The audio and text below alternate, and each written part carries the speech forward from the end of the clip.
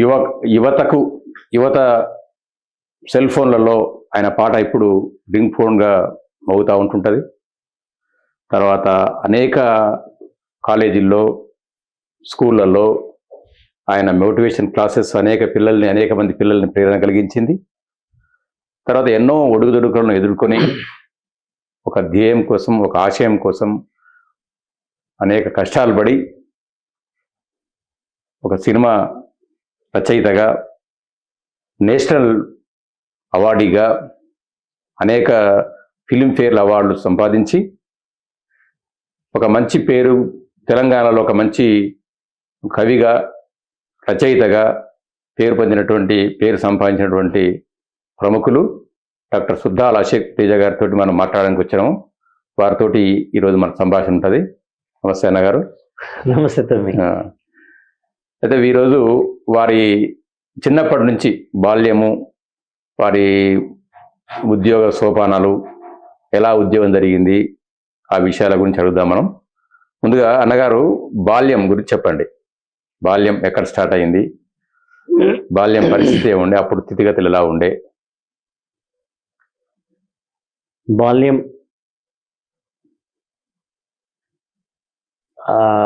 అందరి బాల్యం లాగానే పేదరికంతో కూడుకున్న బాల్యమే మన నల్గొండ జిల్లాలో.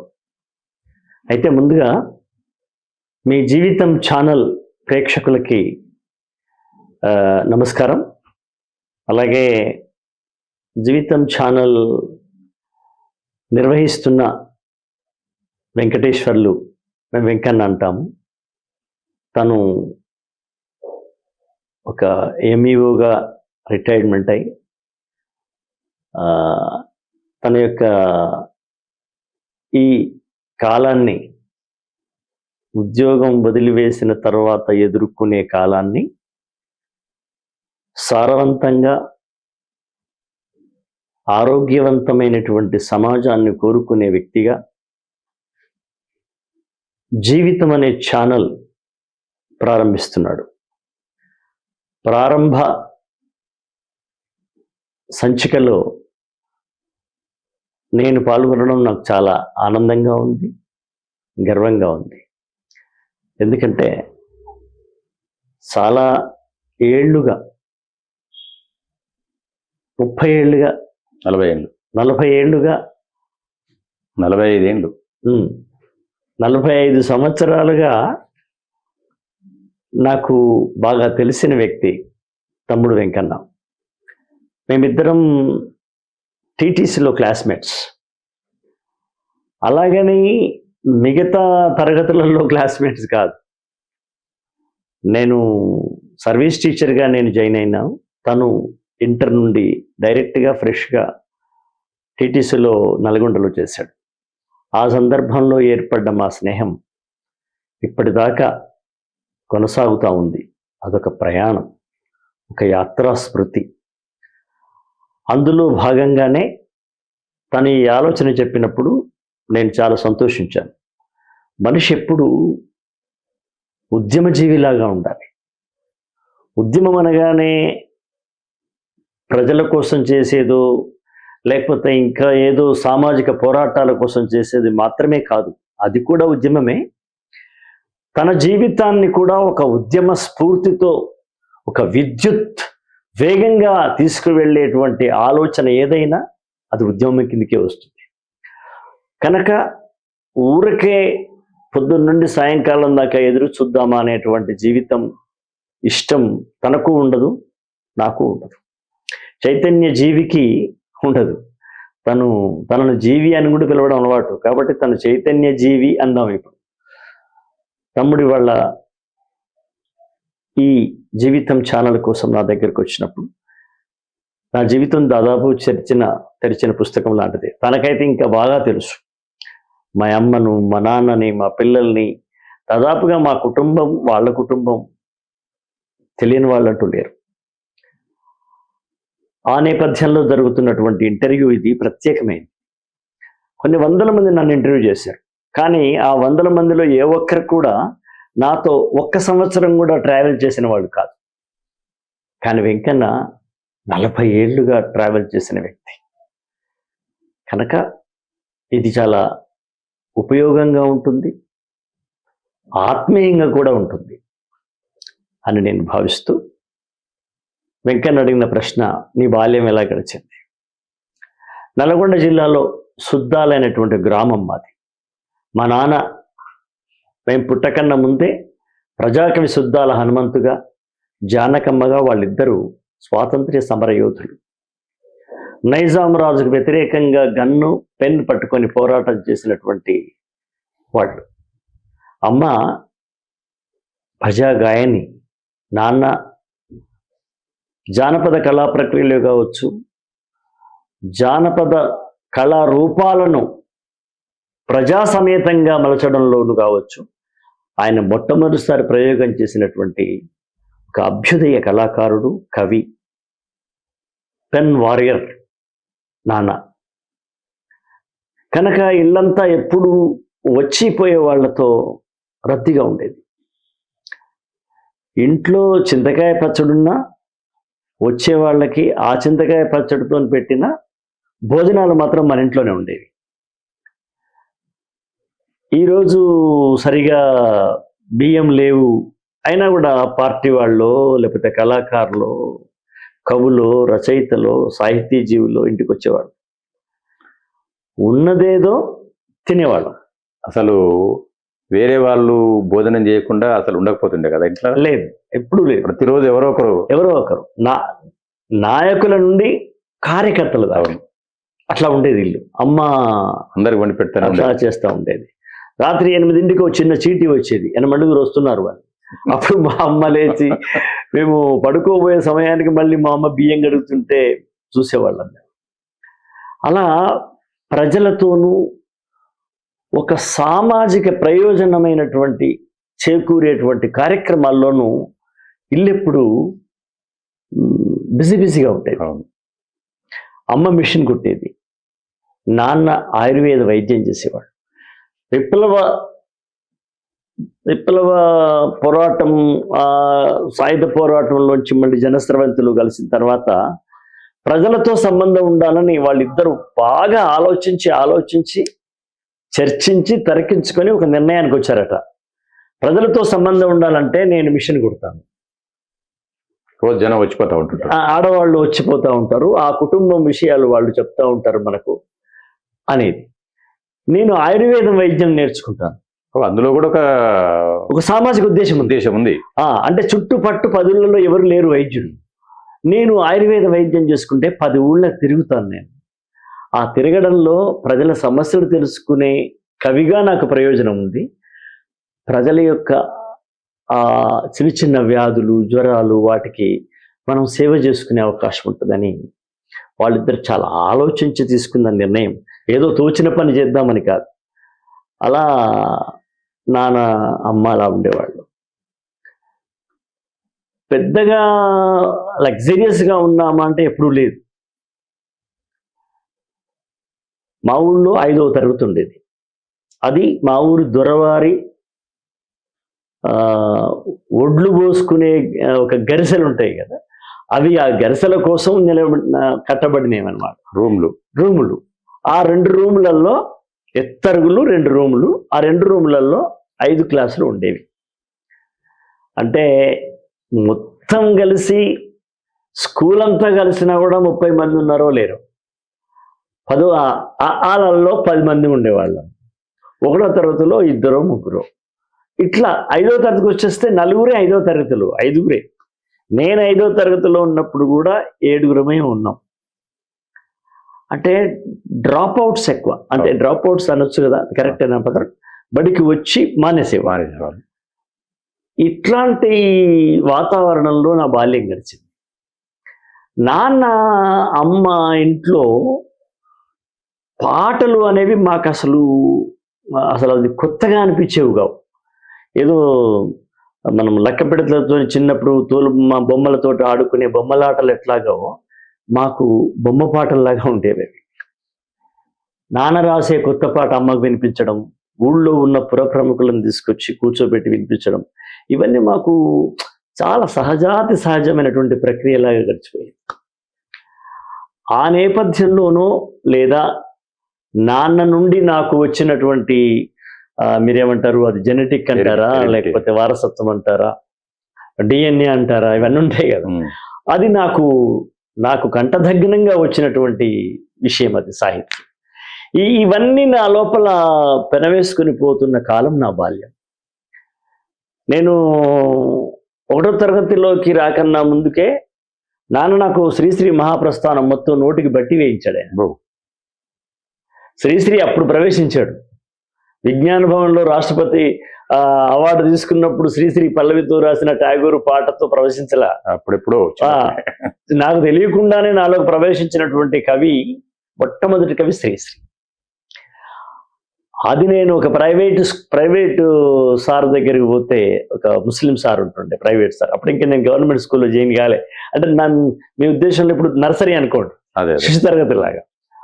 అక్కడ పిల్లల సారు, ఏమ్రా నీకు ఏమన్నా పద్యం వస్తుందా అంటే, నేను అందరము కలిసి చేసిన ఈ అందమైన వస్తు సముదాయం అంతా ఎక్కడో ఒక్కడో వచ్చి ఎత్తుకుపోతూ ఉంటుంది చూసి అన్యాయం అంటే అనుభవించాలి మీ కర్మం అంటే చదివాను మొత్తం. నేను పద్యం చదివితే ఏదో చేతడు నమ్మించను, అనగనగా రాగం అతిశలుసుని పాడమంటే వీడు అన్నది. విచిత్రం ఏంటంటే ఆ సారుకు ఈ తెలియదు. మా నాన్నని వస్తే అడిగిండు, వాడేమో చదివిండు, ఏం అర్థం కాలేదు పంతులు అంటే. ఏం చదివినాయ్యా అన్నాడు. నేను ఇది చదివినానా, మన మహాప్రస్థానం ఉంది అన్నాడు. అప్పటికి ఇంకా నాకు వాళ్ళు రాయరాదు, కంఠస్థం ఉంది, అంతే కంఠస్థం గుడ్డిగా. అట్లా నాన్న నా భవిష్యత్ దర్శనం చేసి నాకు నేర్పించినాడా, లేదా తనకున్నటువంటి ఆ సాహిత్య ప్రేమ నా మీద చూపించాడా నాకు తెలియదు. అలా నాన్న ఉపదేశమే. ఒక ఆధ్యాత్మిక భాషలో చెప్పాలంటే ఒక మంత్రపుష్పం నేర్పిస్తారు ఒళ్ళో కూర్చోబెట్టుకుని. అట్లాగా నాకు ఆయన మహాప్రస్థానం నేర్పించారు. ఏదైనా ఒక పద్ధతి ప్రకారమే జరుగుతుంది జీవితంలో. మీది జీవితం ఛానల్ కాబట్టి ఏదైనా ఒక పద్ధతి ప్రకారంగానే సాగుతుంది జీవితం. అలా నేను అనుకుంటాను. అదొక by nature, by God, by time, something ఏదైనా కావచ్చు. కానీ నా బాల్యం అలా గడిచిపోయింది. చాలా సన్నగా ఉండేవాడిని. మా నాన్నంటే చాలా గౌరవం ఊళ్ళో. వైద్యుడు కావచ్చు, కవిగా కావచ్చు, ఉద్యమకారుడు కావచ్చు, కమ్యూనిస్ట్ పార్టీ నాయకుడిగా కావచ్చు. కానీ ఆయన మా టీచర్లు, వీడు చాలా సన్నగా ఉన్నాడు, కబడ్డీ ఆడిపిస్తే ఎక్కడ కాలు విరగొట్టుకుంటే మళ్ళీ హనుమంత్ గారితో గొడవ, జానకమ్మతో గొడవ అని చెప్పి నన్ను అసలు ఆటల జోలికి పోనిచ్చేవాళ్ళు కాదు. నేను చాలా అలిగి ఇంటికి పోయి నేను మూతి ముడుచుకొని కూర్చుంటే 2వ తరగతిలో అనుకుంటా. ఏంది నాన్న అని మా నాన్న అడిగితే, నన్ను ఏ ఆట ఆడనియను నాన్న, నా కాళ్ళు ఇరిగిపోతాయంట, నా చేతులు ఇరిగిపోతాయంట, నాకు అందరు ప్రైజులు తీసుకుంటారు నాన్న, నేను ఏం తీసుకోను, చప్పట్లు కొట్టుడే అవుతుంది నా పని. అంటే ప్రైజులు తీసుకోవాలంటే ఒక ఆటలే అవసరం లేదు నాన్న, నీ ఆరోగ్యం బాగాలేదు కాబట్టి అట్లా అంటున్నారు. నువ్వు పాటలు పాడొచ్చు, పాటలు రాయొచ్చు, వ్యాసాలు రాయొచ్చు, ఉపన్యాసాలు ఇవ్వచ్చు అని, ఇట్లా బొమ్మలు గీయొచ్చు అని, ఇట్లా లలిత కళల వైపు నా మైండ్ని డ్రైవ్ చేసినాడు ఆయన. అక్కడ నేను కూడా ప్రైజ్ తీసుకోవాలి. చిన్నప్పటి నుంచి ప్రతి శిశువుకు ఉంటుంది గుర్తింపు లక్షణం. పిల్లవాడు ఆకలినప్పుడు ఒక తిరిగి ఏడుస్తాడు, వాడికి గుర్తింపు కావాలంటే ఒక తిరిగి ఏడుస్తాడు. అది కేవలం ఎత్తుకుంటే ఆగిపోతాడు వాడు. అది శిశువులో ఉన్నటువంటి ఒక సహజాతమైనటువంటి లక్షణం. అది నాకు ఉండేది. కానీ మిగతా వాళ్ళు బహుమతులు అందుకున్నప్పుడు నేను ఎంతకాలం చప్పట్లు కొట్టాలా అనుకునేవాడిని. అలా నేను ఉపన్యాసం వైపు, పాటల వైపు నేను బహుశా మళ్ళీ ఉంటాను. కరెక్ట్. ఇది నా బాల్యం. విద్యాభ్యాసంకి వచ్చినప్పుడు మీ సెకండరీ స్కూల్ ఎక్కడ చదివింది? సీతారాంపురం అంటే ఇప్పుడు సినిమా యాక్టర్ ఉత్తేజ్ ఉన్నాడే, వాడు మా అక్క కొడుకు కదా. మా బావ అక్క అక్కడ ఉండేవాళ్ళు, ఇంకొక బావ అక్క కూడా అక్కడే ఉండేవాళ్ళు. 6వ తరగతి నుండి 10వ తరగతి వరకు నేను అక్కడ చదువుకున్నాను. రోజు నడుచుకుంటూ పోయి నడుచుకుంటూ రావడం అనేది. సర్ది కట్టుకుని వెళ్ళి మధ్యాహ్నం పూట తినేవాళ్ళం. అద్భుతమైన అనుభవాలు అవన్నీ. చాలా చాలా గొప్ప అనుభవం. ఇంకోటి ఏంటంటే, మనం సద్ది గిన్నెలో ఉండే చింతకాయ పచ్చడి అన్న ఉండేది కదా, ఏదన్నా బావుల కాడు పోయి తినేవాడు. ఆ బావి దగ్గర కాళ్ళు నీళ్ళల్లో పెట్టుకొని తినుకుంటూ ఆ మెతుకులు కొన్ని నీళ్ళల్లో వేస్తే చేపలు వచ్చి ఒక్కొక్క మెతుకును అందుకునేవి. అది నాకు చాలా ఇష్టమైనటువంటి క్రీడ. అయితే ఆ వేస్తూ ఉంటే నాకు సరిపోయేది కాదు అన్నం. ఈ విషయం మా అమ్మకి ఎవరు చెప్తే మా అమ్మ కోప్పడమే కాకుండా ఏం చేసిందంటే ఆ చింతకాయ పచ్చడే ఇంకొక 4 ముద్దలు ఎక్కువ పెట్టింది. అందరు స్నేహితులతో కలుపుకొని కూర్చొని తినడము ఒకరిదొకటి పంచుకోవడం. అంటే ఇప్పుడు మేము చింతకాయ ముద్ద పెడితే ఇంకొకటి మామిడికాయ కలిపింది పప్పు పెట్టేవాడు. కొంచెం బెటర్ ఉన్న వాళ్ళు పప్పు లేదా కూరగాయలు. ఇదొక అంటే ఒక సహపంక్తి వనభోజనం అనేది ఆనాటి సర్కారు స్కూళ్ళే నేర్పించినాయి. అద్భుతమైనటువంటి బ్రహ్మనాయుడు చాపకూడు సిద్ధాంతం అనేది ఆయన పల్నాడులో స్టార్ట్ చేశాడు, కానీ ప్రతి ప్రభుత్వ బడి లోపల ఈ సహపంక్తి భోజనం అనేది ఆ రోజులలో ఉండేది. నేను ఇప్పటి గురించి నాకు తెలియదు, ఇప్పుడు నేను అవన్నీ ఎక్స్పెక్ట్ చేయను. నేను ఇలా నడుస్తుండగా హై స్కూల్లోనే ఆన్ హిస్ బ్లైండ్నెస్ అని ఒక పాఠం ఉంది, ఇంగ్లీష్ పాఠం, మిల్టన్ రాసిన పాఠం. కళ్ళు లేని కవి ఆయన. ఆన్ హిస్ బ్లైండ్నెస్ అని చెప్పేసి ఒక లెసన్. ఆన్ హిస్ బ్లైండ్నెస్ పాఠం చెప్పిన తర్వాత నేను ఎందుకో ఆ రోజు గుంపుతో కాకుండా ఒక్కడిని అయిపోయాను కావాలని. అదే ఆలోచిస్తున్నాను. ఆ ఆలోచనలోంచి ఆ థీమ్ తీసుకుని ఒక పాట అలా వచ్చింది. కనులు తెరచి చూడలేను, గళము విప్పి పాడగలను, గుడ్డివాణ్ణి నేను. ఇది ఏ క్లాసు? 6th 7th? ఇది 6th or 7th అయితే నాకు గుర్తులేదు. దానికి సరే పొద్దున అది రాయకుండా ఉండలేకపోయాను. చలాన్ని, గుడిపాటి వెంకటాచలాన్ని మీరు ఎందుకండి ఇట్లా పుంఖాలుగా రాస్తారు, ఏం ప్రయోజనం ఆశించి లేదా ఎందుకు రాస్తున్నారు అంటే ఆయన చాలా మంది గంట సేపు సమాధానం చెప్తాను అనుకున్నారు అనమాట. నేను ఉద్ధరిస్తాను, అది చేస్తాను, జీవితాలు అని. ఆయన అవన్నీ చెప్పాలి, ఒకటే లైన్ చెప్పాడట, రాయకుండా ఉండలేక. ఇంత అద్భుతం అని చెప్పాను. అన్నట్టు నేను కూడా రాయకుండా ఉండలేకపోయాను. రాసి నేను తెల్లవారు వెళ్ళి మా ఇంగ్లీష్ సార్కి వినిపించాను. ఆయన విని అరే ఆగురాని ప్రార్థనలో అందరు విద్యార్థులు ఉన్నప్పుడు కూడా ఆ పాట పాడించినాడు. సూపర్. ఆయన మహానుభావుడు.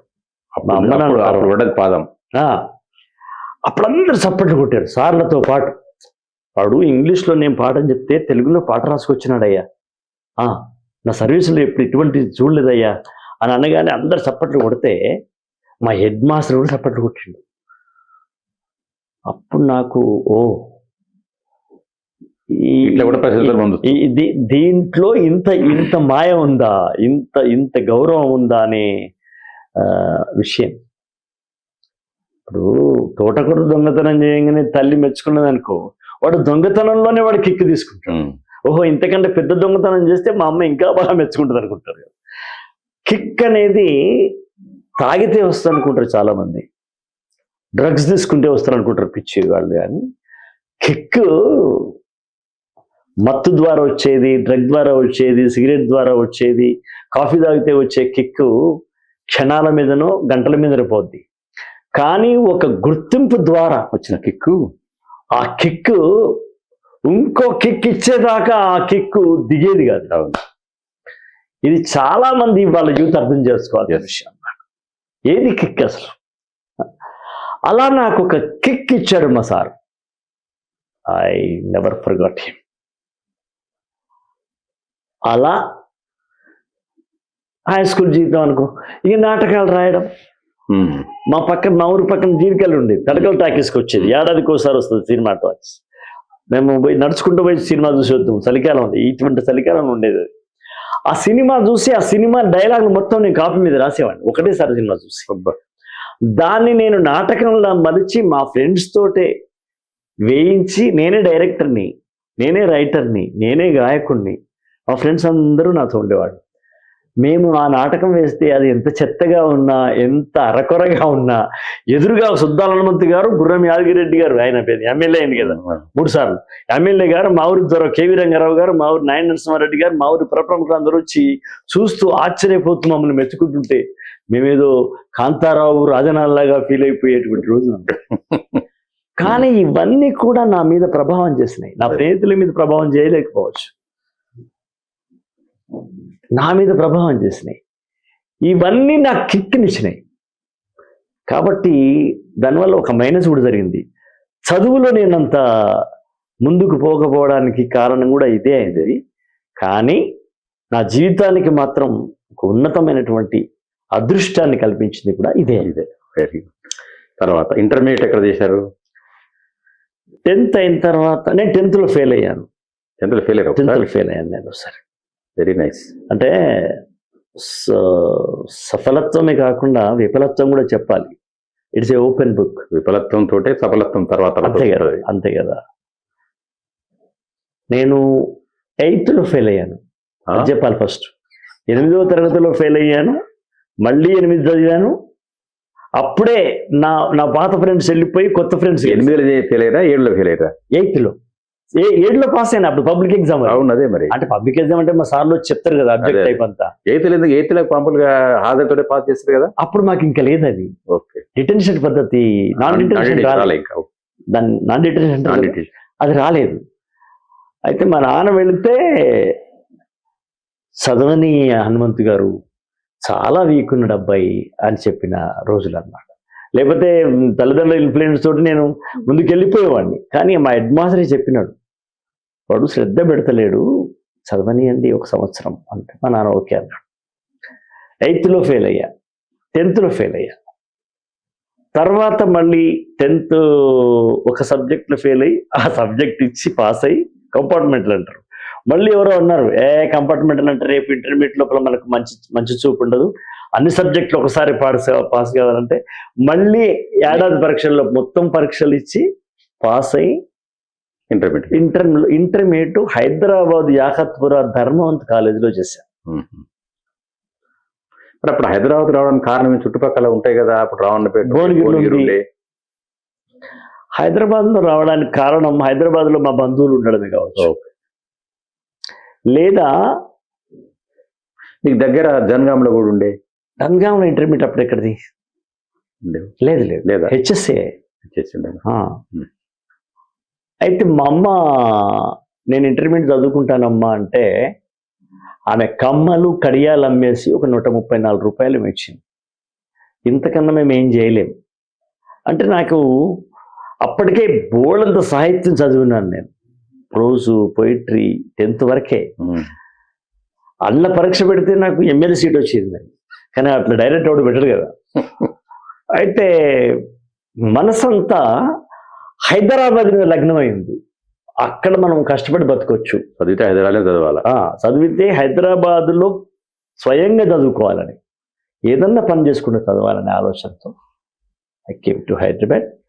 అక్కడ కొంచెం మన పరిచయస్తులు ఉంటారు, మన బంధువులు ఉంటారు అనేది ఒక విషయం తప్ప బంధువులు ఇండలో ఉండలేదు, వాళ్ళకేమి తిండి పెట్టలేదు. నా అంతలు నేనే ఇంటర్ రాజేంద్ర నగర్లో బుద్ధివేల్ అని ఉంటుంది ఒకటి, బుద్ధివేల్లో ఊరు, అప్పుడు ఊరు బుద్ధివేల్లో ఉంటూ ఒక 3 ట్యూషన్ చెప్తే నెలకి 30 రూపాయలు ఇచ్చేవాడు. తర్వాత శని ఆదివారాలు నేను బిల్డింగ్లో లేబర్ కింద పనిచేసేవాడిని. వాళ్ళు 5 రూపాయల చొప్పున ఇచ్చేవాడు, 2 రోజులకు 10. ఇవి ఒక నెలంతా నేను సరుపుకోవడానికి సరిపోయేవి. అప్పుడు ఎంత, అప్పుడు డబ్బు విలువ కూడా పెద్ద కదా. అట్లా అక్కడి నుంచి నేను సిటీ బస్సులో కొన్ని రోజులు వచ్చిన, డబ్బులు లేకుంటే సైకిల్ మీద కొన్ని రోజులు వచ్చిన. బుద్ధివేల్ నుంచి యాకత్పుర చార్మినార్ పక్కన లోపల చాలా దూరం. అప్పుడు మళ్ళీ మా కాలేజీ కూడా ఏంటంటే ఒకటే పూట ఉండేది. మధ్యాహ్నం నుంచి బిఏ, ఉదయం నుంచి ఏమో ఇంటర్మీడియట్. 8ంటికే కాలేజీ. నేను వచ్చి మళ్ళీ 1 గంటకు అయిపోయేది, అట్లా వెళ్ళిపోయేవాడిని. అది ఇంటర్లో ఏమన్నా మంచి స్మృతులు, ఏమైనా జ్ఞాపకాలు ఉన్నాయా? మంచి జ్ఞాపకాలు ఇంటర్లో ఉన్న మంచి జ్ఞాపకం ఏంటంటే, మాకు అప్పారావు అని ప్రిన్సిపల్ గారు ఉండేవారు. ఆయన ఒకసారి ప్రతి సంవత్సరం మాకు ఒక మ్యాగజైన్ వచ్చేది, విపంచి అని. ఆ విపంచిలో సంపాదకుడు కావాలి, ఎడిటర్ కావాలంటే ఒక టెస్ట్ ఉంటుంది. ఒక వ్యాసరచన టెస్ట్ ఉంటుంది, ఒకటి ఇంకేదైనా టెస్ట్ ఉంటుంది. అప్పుడు మా హెడ్ మాస్టర్ గారు, నేను అప్పుడప్పుడు మా ప్రిన్సిపల్ గారు, నేను పాటలు పాడుతూ ఉంటాయి కదా అప్పుడప్పుడు, సినిమా పాటలు కాకుండా కొత్త పాట రాసుకుని చదివితే గన్ షాట్గా సంపాదకత్వం వస్తుంది, వ్యాసం కాకుండా అని ఒక ఊరికే ఓరల్ అనౌన్స్మెంట్ చేస్తే దాన్ని నేను సీరియస్గా తీసుకుని హైదరాబాద్ పాత బస్తీలో ఉన్నటువంటి రెడ్ లైట్ ఏరియాకి వెళ్ళి ఒక వేష్యతో ఇంటర్వ్యూ చేసి వేష్య మీద ఒక పాట రాశాను. ఇంటర్ ఫస్ట్ ఇయర్లో, దట్ ఫస్ట్ ఇయర్లో. రెడ్ లైట్ ఏరియా అంటే తెలుసుగా, రానిచ్చిరా రెడ్ లైట్ ఏరియా? ఉంటది, ఒక పెద్ద ఆవిడ ఉంటది, తమలపాకులు వేసుకొని ప్రౌఢ వేష్య అంటారు ఆమె. ఆమె మొట్టమొదటిసారి నేను పోయాక నిలబడితే ఫస్ట్ సార్ నాకు సన్మానం ఏంటంటే ఆమె ఒక చింతబరిగా తీసుకొని నా ఎంబడి పడడం. ఎందుకంటే నాకు అప్పుడు ఇంటర్మీడియట్ కదా, బక్కగా ఉండేవాడిని, పిల్లగాని లెక్క కనిపించిన. తుమ్ క్యోం ఇధర్ ఆయే బే బాడకో, అగర్ కల్ తుమారా ముహ్ దిఖేనా బస్ ఫోడ్దంగా అని చెప్పింది. పరిగెత్తుకుంటూ వచ్చేసిన. కానీ నేను ఒకటి అనుకుంటే చేయడం అనేది చిన్నప్పటి నుంచి ఉన్నాను. మళ్ళీ పోయి నిలబడ్డా, దూరంగా నిలబడ్డా. పిలిచింది, క్యావన్నారు ఇద్దరు. నేను మీరు అనుకునే ఉద్దేశంలో రాలేదు, ఎందుకంటే అప్పటికే నేను తెన్నేటి హేమలతాదేవి గాలి పడగలు నీటి బుడగలు అని నవల చదివాను నేను. అంత మొత్తం వేష్యల మీద రాస్తుందని ఆ నాలెడ్జ్ ఉంది. మాట్లాడా, వచ్చిరాని ఉర్దూలో మాట్లాడా. मैं ये गाना लिखने के लिए आया, इधर एक सेक्स वर्कर से मैं इंटरव्यू लेना है, उसके कथा क्या है, उसका जीवन क्या है, क्यों इसमें पड़ गया, वो मैं सुन के एक गाना लिखने के लिए मैं आया. आमे तुर्का में బాగా ఇష్టపడింది, గజల్స్ కవాలీస్ బాగా ఇష్టం. అది మేరే సామ్నే కర్నా అన్నదాన్ని, నా ముందల్నే నువ్వు ఇంటర్వ్యూ చేయాలి, నువ్వు రూమ్లోకి పోవద్దు అంటే. Great mother. ఓకే, ఆమె కూర్చోబెట్టుకొని ఒక ఆమెను పిలిపించి, ఒక 10 మందిని పిలిపిస్తే నేను ఒక ఆమెను సెలెక్ట్ చేసుకున్నాను. అందులో 10 మంది పిలిపించా. ఎవరితో మాట్లాడుతావు అంటే, నాకు ఎందుకో ఆ అమ్మాయితో మాట్లాడాలని అనిపించడానికి ఆ అమ్మాయి కళ్ళల్లో ఉన్న దాగున్న వెనక ఉన్న కనుపాపల్లో వెనక ఉన్న ఆషాఢ మాసం, ఆషాఢ మేఘం కనిపించింది నాకు. అది వాళ్ళ చిత్రం. ఒక ఆయన నుంచి మాతో ఇంటర్వ్యూ చేసుకున్నాను. మీరు ఊహించండి, అది అప్పట్లో ఎప్పుడు 1976 76. సో 76 కాబట్టి ఇంకా కొంచెం వెనకకి ఉండొచ్చు, ఇంకా వచ్చు. సో ఆమె ముందర మాట్లాడాను. నేను అనుకున్నట్టుగానే ఆమె గన్ షాట్గా దొరికిపోయింది. ఆమెను ఎవరు మోసం చేశారు, ఎవరు ప్రేమించిందామని చెప్పినారు, ఎవరు వచ్చి అమ్మేశారు, అదంతా చెప్పింది. అదంతా విని నేను వెళ్ళిపోయి, నేను పాట రాసి మళ్ళీ ముసలామెకి వినిపించిన. దగ్గర తీసుకొని, అరే తుమ్ అచ్చా బనవరే, తు బహుత్ అచ్చా కవి బన్ జాయేగా తునే అని అంటుండే అప్పుడే ఆమె. సో అది నేను వినిపించడం. వెలయాలువా సంఘం వెలివేసిన వెలదివా, మలినాంగుల తలనొలికిన జాలారుల జలమువా, బూడిదలో పోసిన క్రూరముగా పోసిన కన్నీరువా, ముళ్ళ పొదలలో విసిరిన మల్లె పూల దండవా. అప్పుడే ఇంత పెద్ద కవిత్వం. అదనమాట. పతితుల కౌగిళ్ళ చేర్చి పతితను నిన్ను చేసినారు అనే రాయడం. దాంతో నాకు ఎడిటర్గా వచ్చింది అవకాశం వచ్చింది. అలా ఇంటర్మీడియట్ నాటకాలు, ఇటు బుద్ధివేల్లో నాటకాలు, నాటక రచన, పాటల రచన అనేది నాకు అసలు ఒక వంట పట్టిన విద్య. ఒక రైతుకు తాడు వేయడం ఎంత సులభమో, నాగలు దున్నడం ఎంత ఈజీనో, నాగలు దున్నడం ఎంత ఈజీనో, గొర్రు కుట్టడం ఎంత ఈజీనో, నాకు గొర్రు కూడా కొట్టొస్తుంది, నాగలు కూడా దున్నొస్తుంది. అంత ఈజీగా నేను అల్లుకునేవాడిని. అలా తర్వాత ఇంటర్మీడియట్ తర్వాత మధ్యలో వేరే పనులు చేసిరా? మళ్ళీ ఎట్లా ఏం చేసారు ఇంటర్మీడియట్ తర్వాత? ఇంటర్మీడియట్ తర్వాత ఇంకా మళ్ళీ చిన్న చిన్న ఉద్యోగాలు, చిరుద్యోగాలు, గురుద్యోగాలు అవన్నీ చేసుకుంటూ కొంత గడిచింది. తర్వాత మేడిపల్లి పోవడం అనేది మేడిపల్లికి ఎందుకు పోయాను, దాసరి నారాయణరావు గారి దగ్గరికి పోవడానికి. మేడిపల్లిలో మాకు ఐలన్న అని ఒక ఫ్రెండ్ ఉన్నాడు, ఆయన గౌళ్ళోళ్ళు, వాళ్ళు తాళ్ళు ఎక్కేది. ఆయన పెద్ద ధనవంతుడేం కాదు, ఓ 500 రూపాయలు ఇవ్వకపోతాడా అని చెప్పి. అంటే మీరు ఐలన్న దగ్గరికి 500 కోసం వెళ్ళింది, మద్రాసు దాసనాథ్ దగ్గర పోవడం కోసం వెళ్ళా. అది ఆగిపోయి 20 ఏళ్ళు లేట్ అయింది. అది మళ్ళా అదే దాసనాథ్ దగ్గర పోవడానికి. అట్లా మేడిపల్లిలో ప్రైవేట్ స్కూల్ పెట్టడం, మేడిపల్లిలో నుంచి మళ్ళీ వెనక్కి రావడం, నల్గొండలో టీచర్ ట్రైనింగ్ చేయడం, అప్పుడు నీ పరిచయం కావడం, ఇట్లా సాగింది జీవితం. తర్వాత ఈ టీచర్గా ఎన్ని సంవత్సరాలు చేసినారు?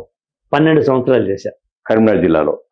మేడిపల్లిలో, బొమ్మల మేడిపల్లిలో 7 ఏళ్ళు, బండలింగాపూర్లో ఒక 3 ఏళ్ళు 4 ఏళ్ళు చేశాను. మొత్తం 11 సంవత్సరాలు చేశాను. ఇప్పుడు మీరు టీచర్గా పనిచేస్తున్నప్పుడు మర్చిపోలేనటువంటి సంఘటనలు, బాగా బాధ కలిగించినాయి, సంతోషం కలిగించినాయి, ఒక 2 చెప్పండి.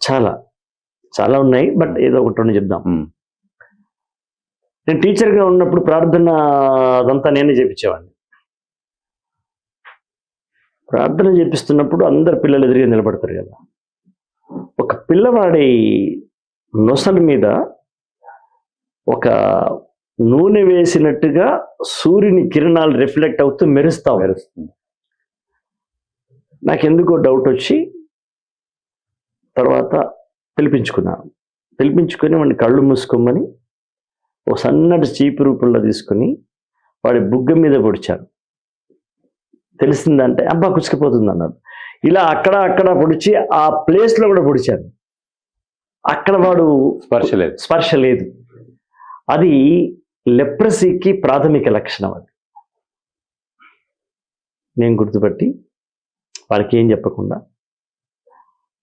నిజామాబాద్లో డిచ్పెల్ అని ఉంది, అది చాలా లెప్రసీ దానికి పెద్ద సెంటర్ హాస్పిటల్, ప్రపంచవ్యాప్తిగా ప్రసిద్ధిగా ఉంది. నేను వాళ్ళ అమ్మ నాన్నతో మాట్లాడాను. వాడికి కొంచెం ఏదో ప్రాబ్లం ఉంది, ఇక్కడ మచ్చలాగా ఉంది, నేను వాడిని మీరు డిచ్పెల్కి తీసుకుపోండి అని చెప్తే వాళ్ళు నన్ను పూర్తిగా అశ్రద్ధగా మాట్లాడండి. ఏం సారు వాడికి ఏదో మరకలెక్క అయితే నువ్వు దానికి డిచ్పెల్లికి పోతే ఆడున్నాయి, పైసలు ఉన్నాయా? మేము ముగ్గురం పని మొదలు పెట్టుకొని బంద్ పెట్టుకొని పోవాలి, మేము ముగ్గురం. అలా నాయన రావాలి, నేను పోవాలి, ఆడ తీసుకుపోవాలి. అది ఆడికెళ్ళి అయితే సార్ ఏం కాదు తీయండి సార్, మీరేమి అల్లరి పెట్టుకోకుండా అంటే బాధపడద్దు. ఆ రోజంతా ఆలోచించి తెల్లారి మళ్ళీ పోయిన వాళ్ళ ఇంటికి. నేను తీసుకెళ్తా, మీకేమన్నా అభ్యంతరం లేదు కదా? నువ్వు తీసుకెళ్ళు, మాకేం అభ్యంతరం? అది పడిపోయిన వస్తాడు, ఆ నుంచి తీసుకుపో, మళ్ళీ తీసుకుంటా, మీకు ఓకే కదా, మీ పర్మిషన్ ఇస్తారు కదా, తీసుకపోండి.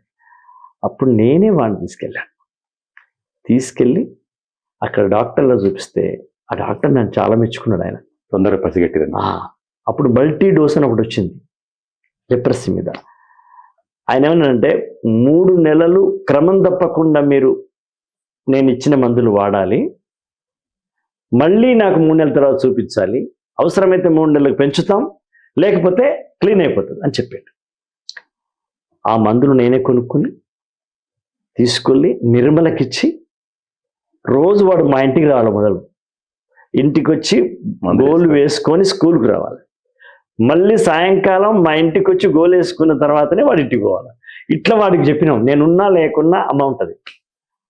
అలా వాడికి 3 నెలలు మేము టాబ్లెట్ ఇచ్చి మళ్ళీ తీసుకెళ్ళా. అక్కడున్న పెద్ద డాక్టరు చాలా సంతోషపడినాడు.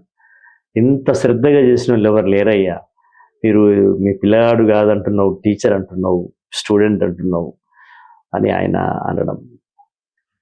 వాడు ఫైన్. మరచిపోలేని ఘటన ఏంటంటే వాడి జీవితంలోనే నేను సినిమా రైటర్ అయినాను.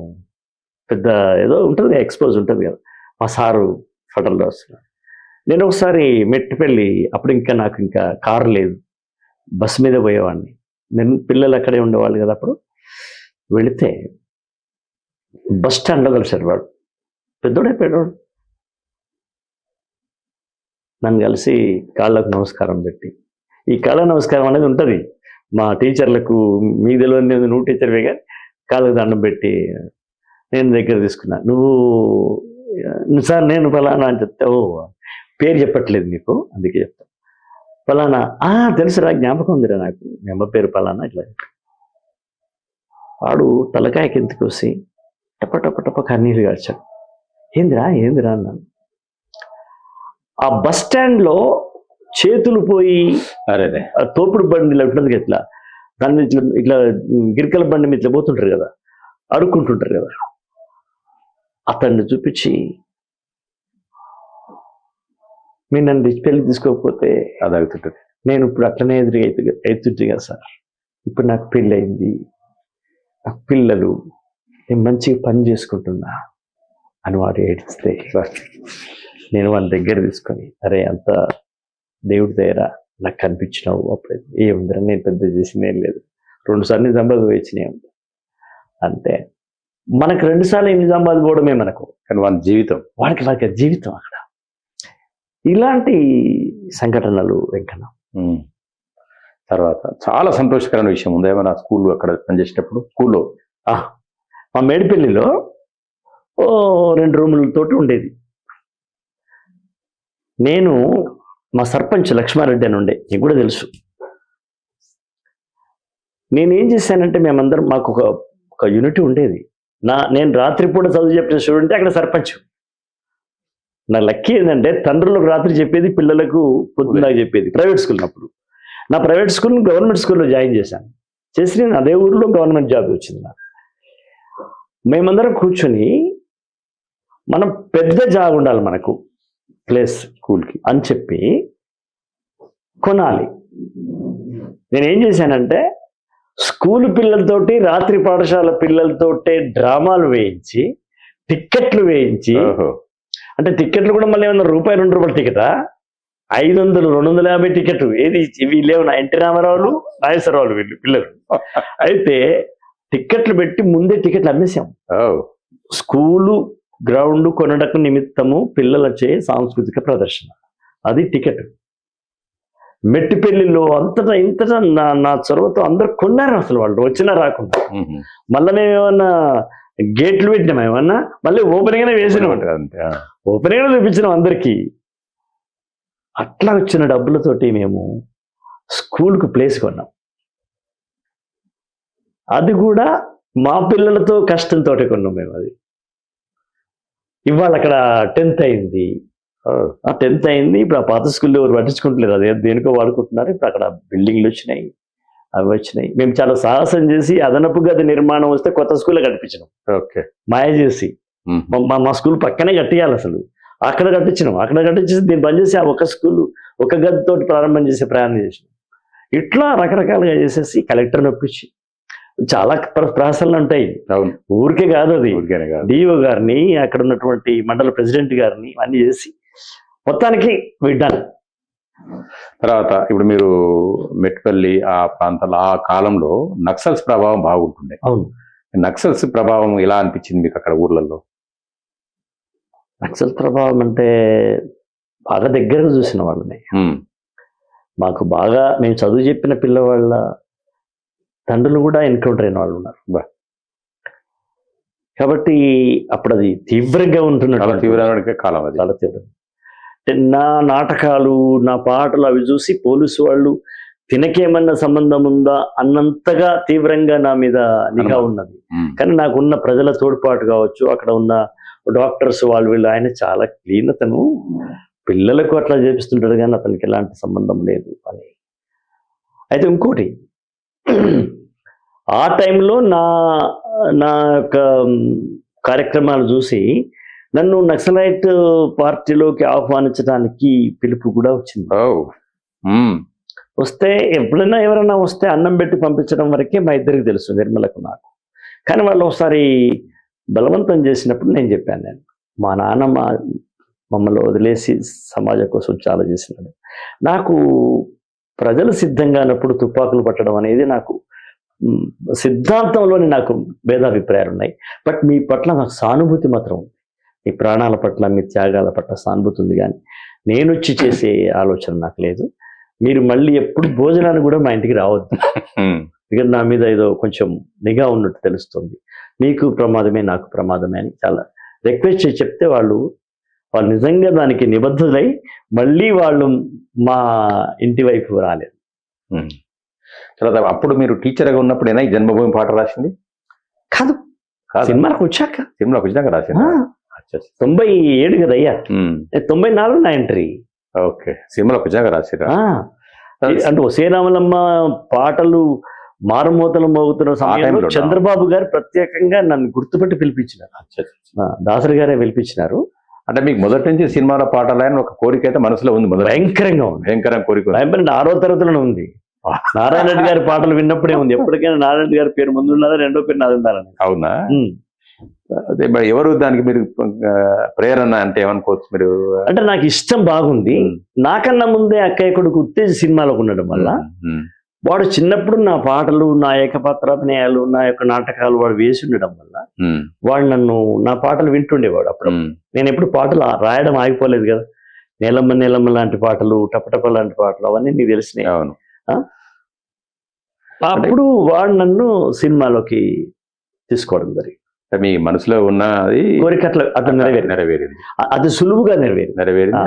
అంటే మీరు సినిమాలోకి వచ్చినప్పుడు కూడా చాలా స్ట్రగుల్ పడ్డట్టున్నది బాగా కొన్ని సంవత్సరాలు. అంటే స్ట్రగుల్ అంటే సినిమా అవకాశాలు రాక అవకాశాలు రాకనే, అంతేగాని నాకు ఉత్తేజించి ఉండేవాడు. నాకు తిండికి సమస్య లేదు, పోయి అక్కడ గేటు దగ్గర నిలబడి ఘోషించే అవసరం లేదు. డైరెక్ట్ గా దాసరి గారి దగ్గర తీసుకెళ్లిపోయేవాడు. శ్రీరామలమ్మ వచ్చేదాకా నాది స్ట్రగులే. అదే 94 నుంచి 96 చివరి దాకా స్ట్రగులే. కానీ ఆ స్ట్రగుల్ మిగతా వాళ్ళు పొందినటువంటి బాధ కాదు, అంత బాధ కాదు. అది మద్రాసు పోయి ఆడబడుకున్నా అట్లా లేదు. చాలా వరకు బాగా జరిగింది. అట్లా ఇప్పటికీ ఎన్ని సంవత్సరాలు అయితే? సుమారు 30 దాటిపోయింది కదా? 31 సంవత్సరం. 31 సంవత్సరాలుగా సినిమా పాటలు రాస్తున్నాను. పోయిన 25 సంవత్సరంలో రజాకార్ సినిమా, కన్నప్ప సినిమా, అంత పూర్వ సంవత్సరం RRR, వీటితో ఎక్కడ పేడౌట్ కాకుండానే ఈ 31 సంవత్సరం సాగుతాం. ఎక్కడ అయ్యో ఈయన పాట సరిగా రాయట్లేదు అని అనిపించుకోకుండానే రాస్తున్నాం. అయితే కొత్త తరం వచ్చింది. మేము మునుపటంత పాటలు మునుపటంత ఎక్కువగా రాయట్లేదు. అంటే మేమేదో రాయట్లేదు కాదు, ఎక్కువగా రావట్లేదు. అది సత్యం. మాకు కూడా ఇప్పుడు అవకాశాలు పెద్దగా రావడం లేదు. అది సీనియర్ అనుకోండి, లేదా తన దగ్గర పోతే సినిమాలు కూడా ఎక్కువ రావట్లేదు అనుకుంటా కదా? సినిమాలు అనేది లేదు, సినిమాలు చాలా వస్తున్నాయి. సినిమాలు వస్తున్నాయి, OTT సినిమాలు వస్తున్నాయి, టెలిఫిల్మ్స్ వస్తున్నాయి, వెబ్ సిరీస్ వస్తున్నాయి. రాసేవాళ్ళు చాలా మంది రాస్తున్నారు. అవునా? కాకపోతే సినిమా పాటలు తగ్గినవి నాకు అనేది చెప్పడం న్యాయం, సత్యం. నేనేదో అట్లా చెప్పడం కరెక్ట్ కాదు. సత్యం చెప్పుకుందాం. ఏమైంది తర్వాత మీకు ఇప్పుడు నేషనల్ అవార్డు వచ్చింది. అవును. వాళ్ళ ముందు ఊహించిందా? ప్రకటించినప్పుడు ఏమనిపించింది మీకు? నేషనల్ అవార్డు వస్తుందని ఊహించలేదు, కానీ నేను ఇంట్లో పిల్లలకు నిర్మలకు చెప్పాను. నేను పోయిన 3 సంవత్సరాల్లో నంది అవార్డు తీసుకుంటాను, 5 ఏళ్లలో నేషనల్ అవార్డు తీసుకుంటాను ఊరికే చెప్పేశాను. ఫ్లోకి చెప్పేశాను. కానీ ఎక్కడో ఒక అది ఉండేది. అసలు నేను సినిమాల పాటలు ఎందుకు రాయాలి? నేను లొల్లాయి పదాలు రాయడానికి ఏదేదో వాడు వచ్చను, వీడు తెచ్చను, ఆవు వచ్చను, మేత వేసను, పెండ వేసను, మేలుకు అని రాయడానికి రాలేదు. నేను ఒక ప్రయోజనార్థమైన పాటలు రాయడానికి కోసమే నేను సినిమాకి వెళ్తా అనేది నాకు మొదటి నుంచి నాకు ఇష్టం. అంటే మనసులో ఉంది, వస్తుందని ఆలోచన ఉంది. బాగా భయంకరమైన నమ్మకం నా మీద. నాకు నన్ను బాగా నడిపించినటువంటి డ్రైవింగ్ ఫోర్స్ ఏంటంటే, ఇప్పుడు ఎవరన్నా ఏమని అనుకోని నా మీద నాకున్న నమ్మకం అంతే. ప్రపంచంలో గొప్ప వాళ్ళు ఎలా అట్నే ఉంటారట, వాళ్ళ మీద వాళ్ళ నమ్మకం పైకి పోతే నా మీద నాకు ఎంత నమ్మకమో నీకు కొత్తగా చెప్పాల్సిన అవసరం లేదు. ఎందుకంటే నాతో నువ్వు 45 సంవత్సరాలు ఉన్నది. తర్వాత టీచర్ ట్రైనింగ్ లో కొత్తగా నేను కలిసినప్పుడు కూడా నీకు తెలుసు వాట్ ఈజ్ మై అనేది. అయితే అట్లా మీకు చాలా ఎగ్జైట్మెంట్ అయింది అనిపించింది మొత్తం అయింది. అయితే 3 ఏళ్లకు నంది అవార్డు వచ్చింది, కానీ 5 ఏళ్లకు రాలే నేషనల్ అవార్డు. 9 ఏళ్ళు వచ్చింది. అవ్వకుండా పోదు, ఆలస్యం అవుతుంది అంతే అన్నట్టుగా. తర్వాత అందులో ఒక గొప్ప విషయం ఏంటంటే, ఒక అద్భుతమైనటువంటి వ్యక్తి ద్వారా, APJ అబ్దుల్ కలాం గారి ద్వారా తీసుకోవడం అది ఒక అద్భుతం. అది భగవత్ ప్రసాద్. అంతటి నిష్కల్మష భక్తుడు, అంటే మిగతా వాళ్ళని మనం చిన్నపుచ్చడం కాదు, నాకు పర్సనల్ గా నాకు నచ్చినటువంటి రాష్ట్రపతి. చాలా మందికి నచ్చిన చాలా మంది, కొన్ని వేల మందికి, లక్షల కోట్ల నచ్చిన మనిషి మందికి ఆయన ద్వారా రావడం మీకు ఇంకా చాలా గొప్పగా చెప్పుకునే, అంటే జీవితం సంధ్యా దశలో కూడా చెప్పుకునేటువంటి గొప్ప అద. తర్వాత ఇంకొక ముఖ్యమైన విషయం ఏంటంటే, మీ మీద ఈ కమ్యూనిస్ట్ ప్రభావం, మార్క్స్ ప్రభావం బాగుంది, ఆ కోణంలోనే పాటలు ఎక్కువ రాస్తారని ఒక మాట అయితే ఉంది సినిమా ఫీల్డ్ లో. ఉంది. ఆ మాటలో అసత్యమేం లేదు, సత్యమే అది. కానీ వాళ్ళు ఏవైతే ప్రసిద్ధంగా ఉన్న పాటలు మాత్రమే విని ఆ అంచనాకు వస్తారు. జనరల్ గా హనుమంతు కొడుకు అనగానే ఒక అభిప్రాయం, శ్రీరాములమ్మ, ఎన్కౌంటరు, అడవిలో అన్న, దళం ఇలాంటి సినిమాల్లో నేను ఎక్కువ తొలి దశలో నా వెలుగు తెలవడం కూడా ఒక కారణం. కానీ నేను మోహన్ బాబుకు రాసిన పాటలు అన్నీ విప్లవ పాటలు కావు, కొన్ని ప్రేమ పాటలు కూడా ఉన్నాయి. ఒక్క అడవిలో అన్న తప్ప మిగతా విప్లవ పాటలే కాదు కదా. అట్లాగే ఒకే ఒక విప్లవ పాట రాస్తే నేను ఈ 30 ఏళ్లలో దాదాపు 3000 పాటలు రాసేవాడి కాదు. తర్వాత ఇప్పుడు సినిమాలలో కూడా ఆ విప్లవాలకు సంబంధించినటువంటి సినిమాల కంటెంట్ తగ్గిపోయినట్టు అనిపిస్తుంది, పూర్తిగా తగ్గిపోయింది. అంత అసలు ఏది ప్రొజెక్షన్ కనపడదు. చెప్పు, నాకు చెప్పు, నువ్వు చెప్పు, అసలు ఏది ఏమి లేదు అసలు. అట్లా ఆ రకంగా నన్ను నేను బ్రేక్ చేసుకుంటూ రావాల్సి వచ్చింది. మొదలు విప్లవ పాటలు రాస్తాడు అనుకున్నారు, తర్వాత దాసరి గారి ద్వారా నేను కుటుంబ నేపథ్యంలో పాటలు రాస్తానని తెలుసు. గడపలో కుడిపాదమెట్టు కోడల, కడుపులో పెట్టుకుని దాచుకుంటానమ్మ ఒట్టు, అది ఇట్లాంటి పాట. తర్వాత ప్రేమ పాటలు రాశాం, దేవుడు వరం అందిస్తే, చాలా పాపులర్ పాట. టీజింగ్ పాటలు రాశాం, బంగారు కళ్ళ బుచ్చమ్మ. విప్లవ పాటలకు మాత్రమే అంకితమైన మనిషి ఇది రాయలేడు. చెంగావి చంప లచ్చమ్మ, ఇది రాస్తే కూడా వాళ్ళకి ఇష్టం కూడా ఉండదు. కాబట్టి I'm not the member of. ఇంకొకటి దళం సినిమాలో ఒక భార్య మీద రాసిన పాట, అది మామూలు పాట అనిపించలేదు నాకైతే వ్యక్తిగతంగా. భార్య మీద ఎంత అద్భుతమైన పాట అది, అనేక సార్లు విన్నటువంటి పాట అది. నేను భార్యను గౌరవించే నీలాంటి లక్షణాలు అది ఇష్టమైన, ఎంత అద్భుతమైన పాట అది. అందులో ఒక చరణం పాడన్నా, మధ్యలో ఒక చరణం చాలా బ్రహ్మాండంగా ఉంటుంది అది. హాలు నీకు దండమే అర్ధాంగి నీకు దండమే. ఆలు నీకు దండమే అనడం లోపల ఉన్న వ్యూహం, ప్రణాళిక ఏంటంటే, ఆడది చెప్పు లాంటిది, వేసుకుంటే కాలికి ఉండాలి, విడిస్తే మూలకు ఉండాలనే ఒక దరిద్రం ఉంది, సేయింగ్ ఉంది. దాన్ని బ్రేక్ చేయాలంటే మొగడి చేతనే మొదలు దాని కాళ్ళ దగ్గర తీసుకెళ్ళిపోవాలనే కుట్ర ఉంది. ఆ కుట్ర మంచి కుట్ర అది. అందుకే దండమే అని మొదలు. అదే భర్త భార్యకు దండం అనే పాట నాకు జనరల్ గా ఆలయాన వెలిసిన ఆ దేవుని రీతి ఉంది. ఇల్లాలే ఈ జగతికి జీవన జ్యోతి, ఇల్లాలే ఈ మొగుడి జీవన జ్యోతి అని అనలేవరు. మనమన్నాం, తల్లిదండ్రులను వదిలిపెట్టి అన్నదమ్ముల విడిచివేసి తాళి కట్టిన వాని చిటికెన వేలుతోనే నడిచి వచ్చి, అత్తమామకు ఆడిబిడ్డకు అందరికి నువ్వు వండి పెట్టి ఉన్నదే తిన్నట్టు చేసి, ఇది చాలా గొప్ప మాట. గిన్నెలున్నది ఊడ్చివేసి ఉన్నదే తిన్నట్టు చేసి, నిండని నీ కడుపు సగము నీళ్లతో నింపితివి. అది పాటలో ఒక బిగినింగ్ ఉండాలి, తన ఎత్తుగడ అంటారు, ఓపెనింగ్. మగడి చేత కాళ్ళకు దండం పెట్టించడంలో ఒక బళ్ళు అన్నది పల్లవిలో. ఇప్పుడు చెప్పిన చరణం లోపల ఒక టెంపో అద్భుతంగా కొనసాగింది. చివరికి ఒక ముష్టిఘాతం లాగా ఉండాలి, విద్యుత్ ఘాతం లాగా. బతుకు ముళ్ళ బాటలోన జతక స్నేహితురాలవైతివి, కళ్ళ నీళ్లు తుడిచే వేళ తోడబుట్టిన చెల్లెవైతివి, వెనుక ముందులాడినప్పుడు వెన్ను తట్టిన భార్యవైతివి, పురిటి నొప్పుల బాధ తెలియని పురుష జాతికి తల్లి వైతివి, మానవతకే మోక్షమిచ్చి. కడుపులో పెరుగుతున్నది మానవత్వం. అది బిడ్డ అంటే కేవలం రక్త మాంసం కండరాలతో, రక్తాస్థి పంజరాలతో ఉన్నటువంటిది కాదు, ఒక ముద్ద కాదు. ఒక మానవత్వానికి ఆమె ఈ భూమి మీదకి మోక్షం ఇచ్చింది. భూమి మీద నుండి స్వర్గం అనుకోవడం ఒక మోక్షం అనుకుంటే, కడుపులో ఉన్నటువంటి బిడ్డ భూమి మీదకి రావడం కూడా ఒక మోక్షమే కదా. కడుపులో చచ్చిపోతే అది మానవతకే మోక్షం ఇచ్చి మాతృదేవత మూర్తి వైతివనే ఒక చివరి పంచ్ అంటారు. సూపర్. అదనమాట.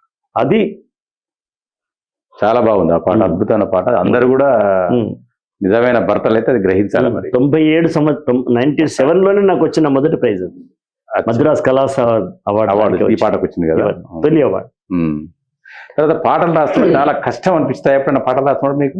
లేదు, అస్సలు అనిపిస్తుంది కదా. అసలు అమ్మ వంట చేసినట్టే అనిపిస్తుంది. అచ్చా, అమ్మ వంట చేయడం ఎప్పుడైనా కష్టంగా ఫీల్ అయిందా? మీ అమ్మ గాని మా అమ్మ గాని, పోనీ మీ శ్రీమతి గాని మా శ్రీమతి గాని కష్టంగా ఫీల్ అవుతారు? అసలు గారు. తర్వాత మీ పాటలు రాస్తున్నప్పుడు ఎవరి ప్రశంస మీకు బాగా ఇష్టం అనిపిస్తుంది? దానికి ఒక బాగా తెలిసిన తొలి దశలో దాసరి నారాయణరావు గారు లాంటి వ్యక్తులు ప్రశంసిస్తే ఆనందం అనిపించేది. ఆయన వినిపిస్తున్నప్పుడే అని అనుకో, ఇక మామూలు కిక్ కదా. ఓకే. తర్వాత ఏమైందంటే, ఎక్కువ మంది ప్రజలు నన్ను ఓన్ చేసుకున్నప్పుడు పెద్ద కిక్ అనిపించేది. వాళ్ళు మేధావులు, వాళ్ళు దాసరి గారు లాంటి వాళ్ళు గొప్ప దర్శకులు, మేధావులు, సినిమా ప్రయోజనం చూస్తారు వాళ్ళు. కానీ జన ప్రయోజనం గమ్యం, సృజన కళా ప్రభంజనం అంటే అది జనం చూస్తారు. జనము ఎంతో మంది ఆడవాళ్ళు, అయ్యా నీకు ఎట్లొచ్చిందయ్యా ఆ మాట ఎట్లొచ్చింది బిడ్డ అనడంలో ఉన్న కిక్ వేరే ఉంటుంది. అది 1000 నేషనల్ అవార్డుతో సమానం.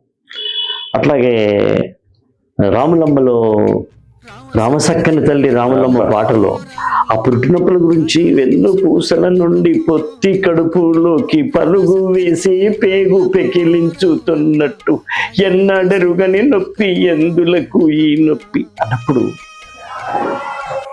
ఆ తండ్రి పుడమి తల్లిది నొప్పి, పురిటి తల్లిది నొప్పి, ఆడదాని పేగు మీద రాసిన నొప్పి అన్నప్పుడు ఇది ఎట్లా వచ్చింది నాయన మీకు, నీ నోట్లకి ఎట్లా వచ్చింది బిడ్డ, నువ్వు మా ఆయుసు పోసుకొని 3 ఏళ్ళు బతకాలి కొడుక అని పల్లెటూరి అమ్మలు.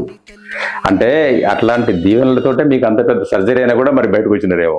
కావచ్చు కదా. అవును, నాకు సర్జరీ కాదు కదా, పెద్ద సర్జరీకి ఇవన్నీ దీవెనలు పనిచేసినాయి. తప్పకుండా పనిచేయచ్చు. తర్వాత బాగా ఆ మధ్యలో వచ్చినటువంటి భద్రాచలం సినిమాలో ఒక పాట ఉండే, ఒకటే జన్మ, ఎక్కడ చూసినా చాలా మంది రింగ్ టోన్లు ఉంటాయి. తర్వాత అక్కడక్కడ మీటింగ్లలో పెడతారు ఆ పాట, మోటివేషన్ క్లాస్లో బిగినింగ్ పెడతారు. అది ఆ పాట ఎలా అనిపిస్తుంది మీకు? మరి అంటే చాలా ఉత్తేజకరమైన పాట, అంటే ఉత్తేజంతో కూడుకున్న ప్రయోజనం చేకూర్చిన పాట. అవును. నేను దాదాపు ఒక ఆఫ్రికా, చైనా తప్ప అన్ని దేశాలు తిరిగినట్టే.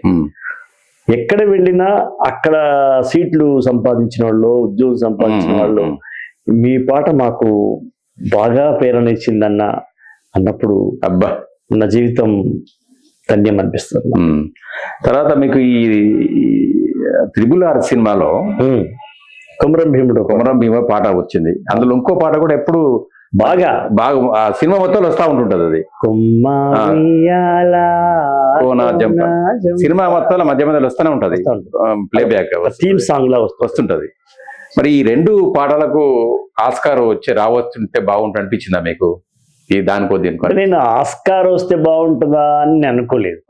కాకపోతే కొమరం భీముడికి నేషనల్ అవార్డు అయితే, 2వ నేషనల్ అవార్డు నేను తీసుకుంటానని ఖచ్చితంగా అనుకున్నాను. కానీ రాలేదు. ఆస్కార్ వైపు నా దృష్టి అసలు నిజంగా పోలేదయ్యా.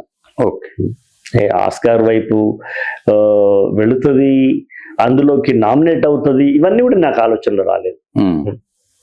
అది లక్కీగా తమ్ముడు చంద్రబోస్కి రావడం, కిరవాణి గారికి రావడం, నాటు పాటకు రావడం అనేది జరిగింది. బట్ నేను ఆస్కార్ అవార్డు అయితే నేను ఊహించలేదయ్యా. తర్వాత ఎప్పుడన్నా ఈ సినిమా ఫీల్డ్కి అనవసరంగా అనిపించింది ఎప్పుడన్నా? రకరకాల బాధలు, కష్టాలు, అవన్నీ తాత్కాలికం అనిపించేది. తక్కువ చూడడం, ఎక్కువ చూడడం, పట్టించుకోకపోవడం. ఏదైనా అట్లాంటి చిన్న చిన్న తొలి దశలో ఉన్న అవమానాలు ఉంటాయి కదా, ఇప్పుడు లేవు అవి. కానీ అవి నాకు తాత్కాలికంగా ఇది మనం భరించాలా, లాంగ్ రన్ లో కాదు, లాంగ్ రన్ లో ఇది ఉండదు. కాదు ఉండదు.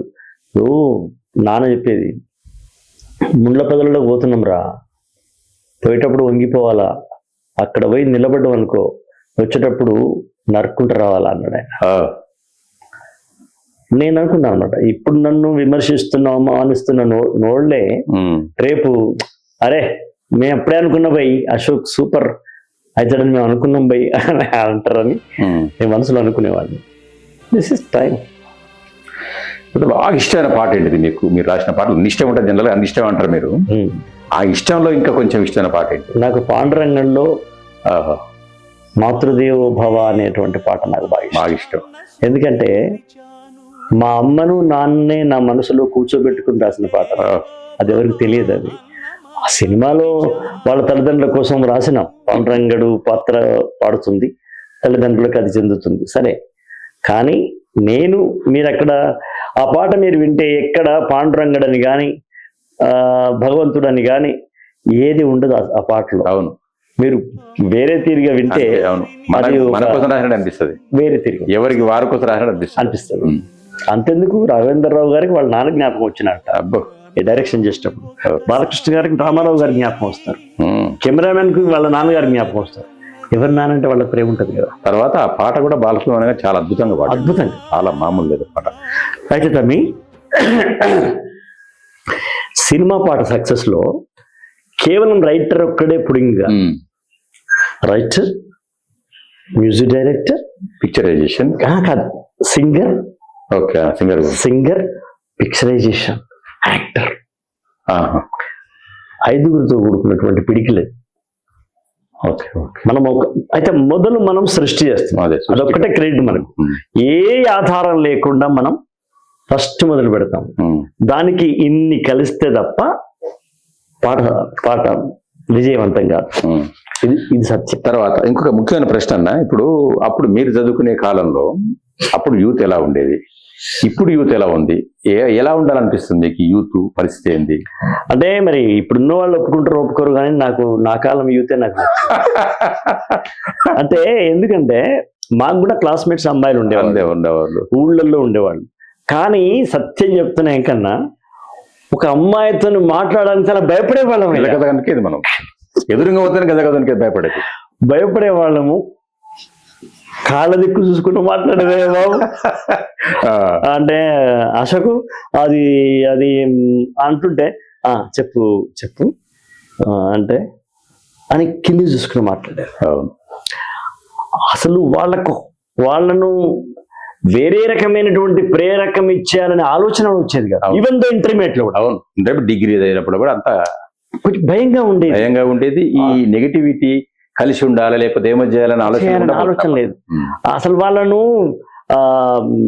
సెక్సువల్ గా లైంగికంగా అనే ఆలోచన మీరు నమ్ముతారో లేదో కానీ వచ్చేది కాదు, అసలు రాకపోయేది అప్పట్లో. ఒకవేళ ఒంటరిగా ఉన్నప్పుడు, యవ్వనం అంకురిస్తున్నప్పుడు ఒక లైంగిక ఆలోచనలు వచ్చేవేమో కానీ ఒక అమ్మాయిని పట్టుకొని ఈమెను ఇలా చేయాలి అలా చేయాలని ఆలోచన వచ్చేది కాదు.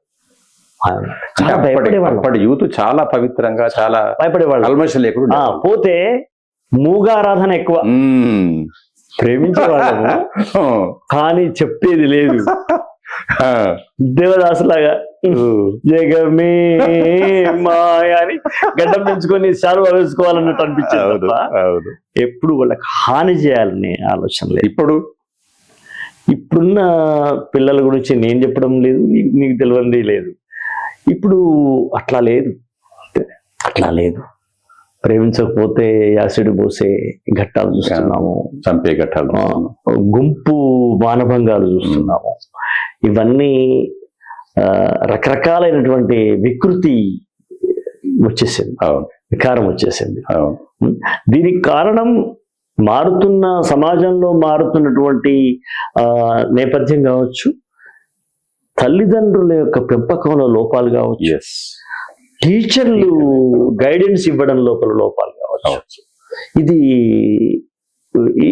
నేను భావిస్తున్నాను. ఇది మీకు కొనసాగదు అనిపిస్తుందా? ఎప్పుడైనా మారిపోయే పరిస్థితి ఒక ఆశ ఉందా మీకు? ఇప్పటికే ఈ ప్రస్తుతం అయితే నాకు ఆశ లేదు, ఆశ లేదు. నేను అనుకున్నా ఇట్లా మనం ఇట్లాంటి విషయాలు మనం ఇంటర్వ్యూలు ఇట్లాంటివి చేస్తున్నప్పుడు ఎవరన్నా ఒక 100 మందిలో ఒక ఇద్దరన్నా వింటారేమో అనే ఒక ఆశ, దింపుడు గల్లం ఆశ లాంటిది తప్ప పూర్తిగా నా దేశం పావన గంగా అవుతుంది అని చెప్పి ఇప్పుడైతే నాకు ఆశ లేదు. ఎందుకంటే నువ్వు గ్రామాల్లోకి డ్రగ్స్ వచ్చింది, అవును, కళ్ళు తాగడం అనేది మేము బలవంతంగా తాగిన రోజుల్లో తీయ ఉంటది, అది కూడా మా తాత అవును తాపిస్తే బలవంతంగా తాగేవాళ్ళం తప్ప డ్రగ్స్ అమ్మాయిలు, అవును అంటే అమ్మాయిలు కూడా డ్రగ్స్ అంటున్నారు. సిగరెట్లు మీరు చూడండి, మీరు హైదరాబాద్ లో ఒకసారి 10ంటికి మీరు ఒకసారి కారు తీసుకొని బయలుదేరండి, అనేక ప్లేస్లలో నైట్ లో అమ్మాయిలు ఉంటున్నారు, వాళ్ళ అమ్మ నాన్న ఏం చేస్తున్నారు, అదే పాయింట్ నాకు ఎప్పుడు అనిపిస్తుంది. ఇప్పుడు నేను కూడా బిడ్డలు కన్నా, నా బిడ్డలు నా కొడుకులు ఉన్నారు, వాళ్ళు ఎట్టి పరిస్థితుల్లో 6ంటికి కాలేజ్ అయిపోతే ఇంటికి రావాలి అంతే. అది స్ట్రిక్ట్ గా మెయింటైన్ చేసినాను నేను, అమ్మాయి అయినా అబ్బాయి అయినా అంతే. ఒకవేళ మేము పలానా దగ్గర పోతామంటే మన పర్యవేక్షణ ఉండేది, ఎంతమంది పోతున్నాం, అవును ఏంటి అవన్నీ కనుక్కునేది. అప్పట్లో సినిమా పోతాం నాన్న వస్తాం, పోయి రండి, లేదా మేము పోయేవాళ్ళం. మరి ఇప్పుడు ఎందుకు ఈ తల్లిదండ్రులు పట్టుకోవాలి? మరి తల్లిదండ్రులకు అంత బిజీ ఉందా, పిల్లలకు పట్టించుకోకపోవడమా, పిల్లలు వినకపోవడమా? తల్లిదండ్రులకు టైం లేకపోవడమే, తల్లిదండ్రులకు సంపాదించాలనే ధ్యాస విరిగిపోవడమే, కొడుకును క్యారెక్టర్ను కూడా సంపాదించడమే అవుతుంది అనుకోకపోవడమే, కొడుకును ఉన్నతమైనటువంటి వ్యక్తిగా సమాజంలో నిలబెట్టడం కూడా ఒక సంపాదనే, అసలు పెద్ద సంపాదన అది మన వాళ్ళు పాటించినారు. మన అమ్మ నాన్న వాళ్ళు చదువుకున్నా చదువుకోకున్నా, ఇప్పుడు బాగా చదువుకున్న తల్లిదండ్రులు పట్టించుకో. అసలు రాత్రి 1 గంటకు ఇంటికి వచ్చే పిల్లవాడిని తండ్రి మొదటి రోజే ఎందుకు దండించలేదు? అది తల్లి ఎందుకు బిడ్డని ఇప్పటిదాకా ఏం చేసినావు అని ఎందుకు అడగట్లేదు? అంటే వాళ్ళు హాస్టల్లో ఉంటారు, హాస్టల్లో ఉంటే మాత్రం దాంట్లో కూడా పర్యవేక్షణ ఉండాలి కదా. ఎంత విశృంఖలతో అనిపిస్తుంది. దానికి మళ్ళీ పైగా దానికి ఒక స్వేచ్ఛ లేదు, బొంగు లేదండి. అది స్వేచ్ఛే కాదు. స్వేచ్ఛ అంటే మన రాజ్యాంగంలో ఏం చెప్పినారు? ఇతరులకు ఇబ్బంది కలిగించకుండా మన ప్రకారం మనం మెదలడమే స్వేచ్ఛ. అంతే. ఇతరులకి ఏందయ్యా, నువ్వు అమ్మ నాన్నకి ఇబ్బంది పెడుతున్నావు. అవును, ఇతరుల దాకా ఎందుకు, ఇంకా ఇతరుల దాకా ఎందుకు. తర్వాత అన్న, ఇప్పుడు తెలంగాణలో ఒక మంచి పేరున్న కవి మీరు. తెలంగాణ రావడం కోసం కూడా బాగా కష్టపడి అక్కడక్కడ మీటింగ్లలో మాట్లాడి తొలిదశలో చాలా పాటలు రాసి చాలా పనిచేసినారు. 10 సంవత్సరాల తెలంగాణ ప్రభుత్వం ఉన్నప్పుడు మీ గురించి ఆ ప్రభుత్వం ఏమైనా ఆలోచించిందా, పట్టించుకుందా? పట్టించుకోకపోవడానికి కారణం ఏమి? 10 సంవత్సరాలు కేసీఆర్ ప్రభుత్వంలో ఏమేం జరిగినాయో ప్రతి ఒక్కరికి తెలిసిన విషయమే. నేననే పాయింట్ ఒక నిమిషం, నేననే పాయింట్ ఏంటంటే చాలా మందికి ఎంటర్టైన్ చేసారు ఆ ప్రభుత్వంలో, సంబంధం లేకున్నా, ఉద్యమంతో సంబంధం లేకున్నా, తెలంగాణ మూమెంట్ తో సంబంధం ఉద్యమం కాదు, తెలంగాణకు వ్యతిరేకులు చాలా మంది మంత్రులు చేసినారు, అనేక పదవులు ఇచ్చినారు, నామినేట్ పదవులు ఇచ్చినారు. మీరు కొంచెం చాలా సాక్రిఫైస్ చేసినారు కదా, తెలంగాణలో గడ్డలో పుట్టి దాంట్లో సాక్రిఫైస్ చేసినారు కదా. నేను చాలా మంది చేసారు, మీరు కూడా కొంత పని చేసినారు కదా. మరి మీకు ఎందుకు ఎంటర్టైన్ చేయలేదని అనిపించింది ఎప్పుడన్నా మీకు? చాలా సార్లు అనిపించింది. ఏమై ఉంటది మరి? చాలా సార్లు హర్ట్ అయి ఉంటాము. ఎందుకు, ఏమై ఉంటది? ఏమేముంటదంటే వాళ్ళ ప్రయోజనాలు వేరు, ఉద్యమ కాలంలో ఉన్న వ్యక్తులు వేరు, ప్రభుత్వంలోకి వచ్చిన తర్వాత వాళ్ళ యొక్క వ్యక్తిత్వాలు వేరు. తద్వారా అనేక మందిని తీసి పక్కన పెట్టినట్టుగానే నన్ను కూడా పక్కన పెట్టడం జరిగింది. దీనిలో మధ్యలో మీకు కేసీఆర్ మధ్య బాగా స్నేహం ఉండే, సన్నిహితం ఉండే, ఎప్పుడు ఉన్నది. అప్పుడు ఉండే, చాలా బాగుండే, ఉద్యమం కంటే ముందు కూడా ఉండే. అవును. మరి అది ఏం వర్కౌట్ కాలేదా? అంటే ఒక కోటరీ జరిగిందిగా, వాళ్ళ కవిత చెప్పినట్టు చుట్టుముట్టు దయ్యాలు మోపైనాయి కదా. ఆ దయ్యాల చేత మొట్టమొదలు తిరస్కరించబడిన వాడిని నేనే. లేటుగా కవిత కావచ్చు కానీ ఫస్ట్ వెళ్ళగొట్టబడింది నేనే. ఆ చుట్టుపక్కల ఉన్న దయ్యాలు ఏంటో మీకు తెలుసు. కొన్ని కళాపూరిత దయ్యాలు ఉన్నాయి, కొన్ని కవిత్వపూరిత దయ్యాలు ఉన్నాయి, మొత్తం దయ్యాలు అవుతున్నాయి. దయ్యాలైతున్నాయి. ఆ దయ్యాలే మనకు దూరం చేసినాయి. కాబట్టి అయితే నాకు పడిగాపులు గాయడము, పాదాభివందన చేయడం నాకు ఇష్టం ఉండదు. కానీ మీకు కొంచెం బాధ అయితే అనిపించుంటది కదా. హాట్ ఎందుకు రాత్రి 6ంటికి వాళ్ళ ఇంటికి పోయి 2 దాకా పనిచేసి మళ్ళీ వచ్చి తెల్లారి మళ్ళీ 6ంటికి లేచి మళ్ళీ సినిమా పని చూసుకునేవాడిని. అట్లా కొన్ని నెలలు గడిచినాం కదా. కాబట్టి అనిపించదా మనుషులము 10 ఏళ్ళ గవర్నమెంట్ ఉంది కదా, అనిపించదా? చాలా మంది ఎక్స్పెక్ట్ చేసారు మీకు రాజ్యసభను సంథింగ్ ఏదో నామినేటెడ్ చైర్మన్ పదవి వద్దని నేను కూడా ఎక్స్పెక్ట్ చేసి అనుకున్నారు. నేను కూడా అనుకుంటే అదే కానీ రాలేదు. ఇప్పుడు నేను ఒకవేళ వాళ్ళ కులంలో పుట్టిన వాడిని అయితే నాకు ఏకంగా పద్మవిభూషణే వచ్చేది. అట్లా అంటున్నారా కులం అని కూడా? సింపుల్. వైనాట్ మీరు లెక్క తీయండి. ఏ పదవులలో ఏ కులస్తులు ఉన్నారో మీరు లెక్క తీయండి. అప్పట్లో ఇప్పట్లో ఇవన్నీ ఉన్నాయి.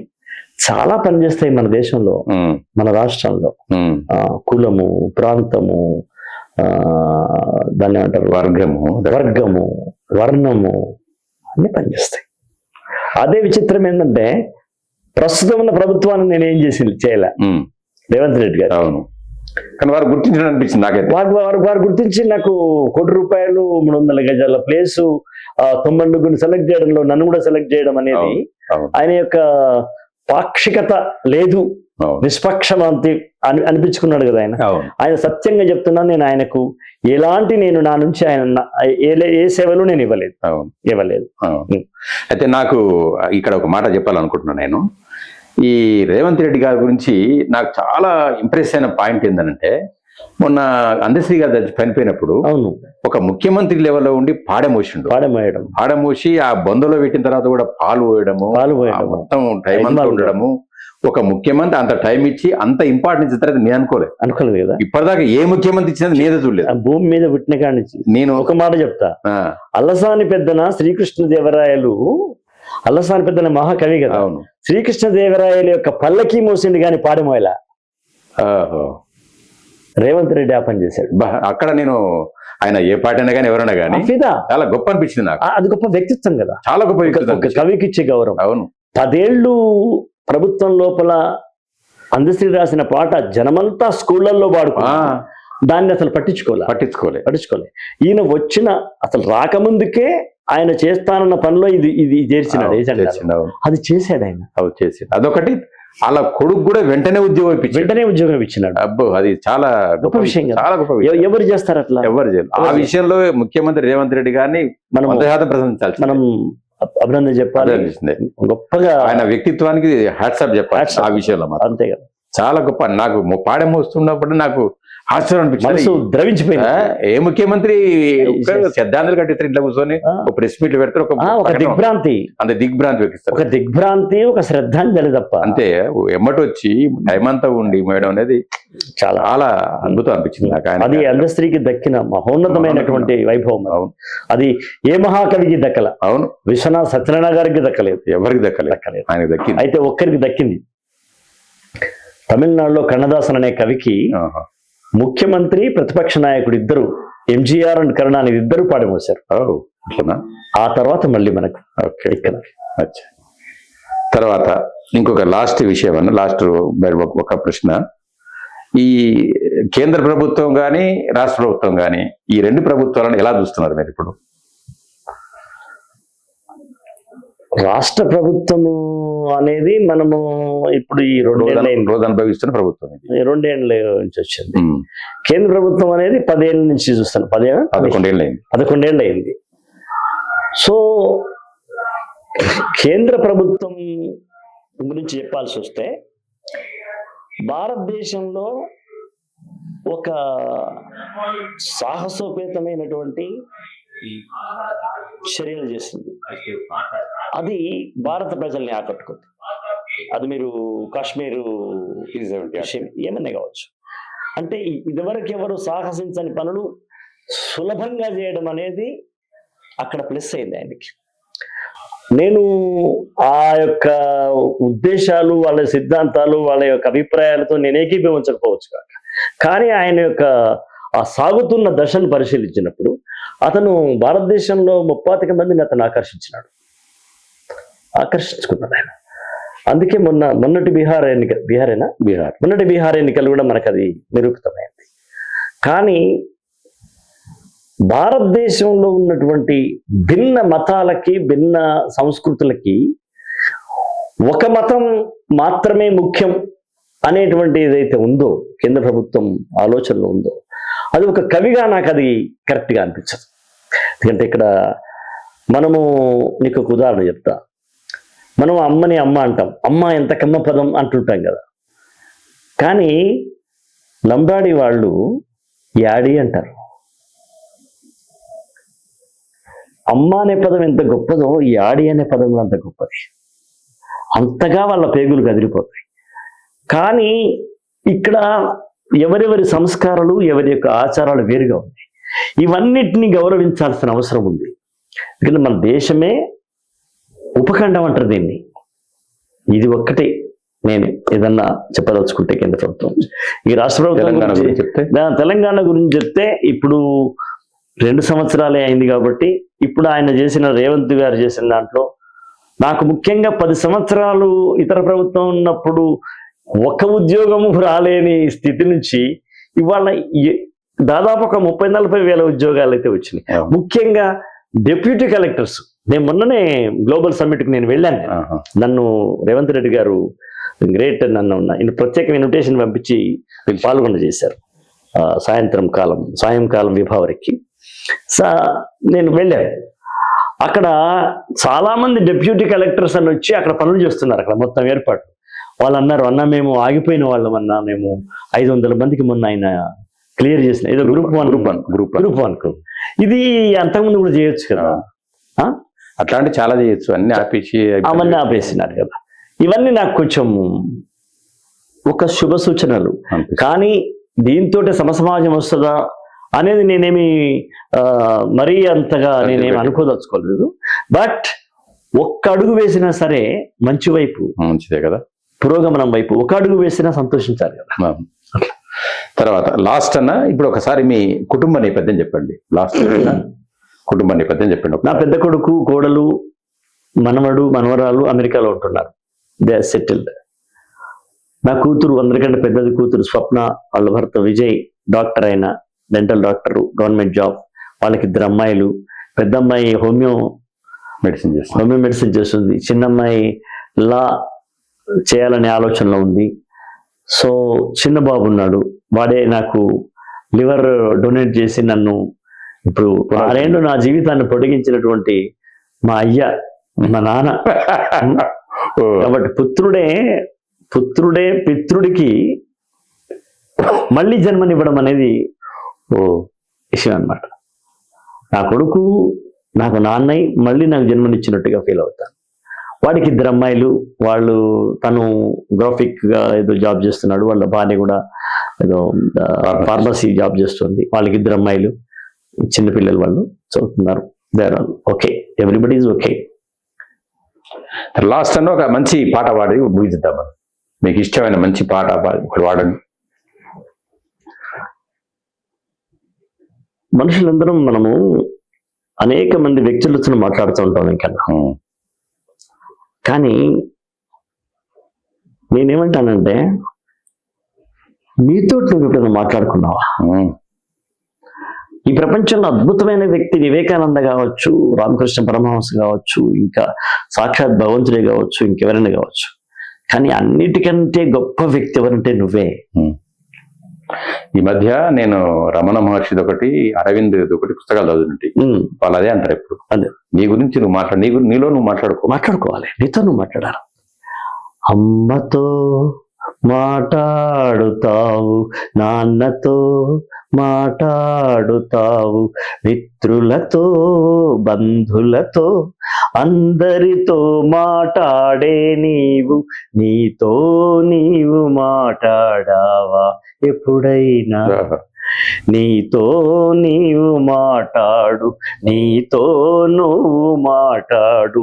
నిదుర నుండి లేచే ముందు నిదురలోకి వెళ్ళే ముందు ఎప్పుడో అప్పుడు ఎంతో కొంత సమయము తీసుకొని తీరిక చేసుకొని నీతో నీవు మాట్లాడు.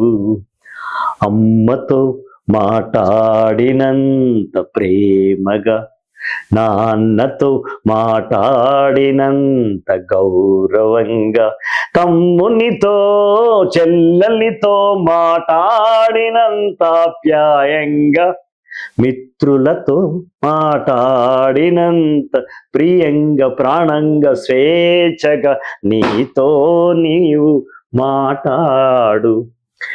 ఈ రోజు నువ్వు చేసిన తప్పులు ఎన్ని, ఈ రోజు నువ్వు పొందిన మెప్పులు ఎన్ని, ఎవరినైనా వెటకారంగా హింసించావా, ఎవరినైనా నీ మాటలతో నొప్పించావా, ఈ రోజు నీ దినచర్యలలో నీ వేసుకునే మార్కులు ఎన్ని, రేపటికి సరిదిద్దుకునే మార్పులు ఎన్ని, నీతో నీవు మాట్లాడు.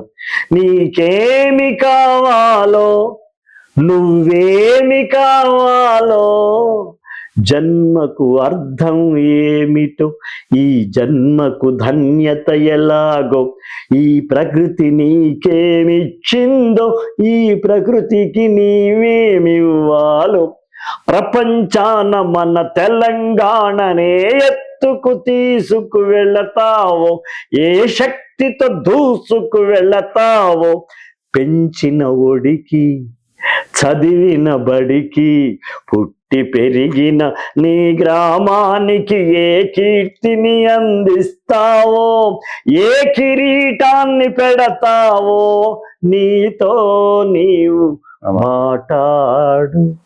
సూపర్. నమస్తే అన్న, చాలా టైం ఇచ్చారు మాకు. ధన్యవాదాలు. చాలా బిజీగా కూడా మాకు టైం ఇచ్చినందుకు. ఈ పాట నీ ఛానల్కే మొదటిసారి కష్టపడుతుంది. బహుశా రేపు మళ్ళీ రెండోసారి అవుతుంది కావచ్చు. బట్ ఈ నీ ఛానల్ తోటే ఇది ఛానల్కి ఇచ్చినటువంటి మొదటి పాట. All the best Venkanna. ధన్యవాదాలు. చక్కగా ఈ కార్యక్రమం నిర్విఘ్నంగా సాగించు. నీకు తెలియదు, కార్యసాధకులు సాకులు చెప్పారు. గొప్పవాళ్ళు మొదలు పెడితే దాన్ని వదిలిపెట్టరు. అవన్నీ నీకు చెప్పాల్సిన పని లేదు. ఎంత రిస్క్ అయినా సరే నువ్వు అనుకుంటే అవుతుంది. రైట్. All the best. అమ్మాయ్యా.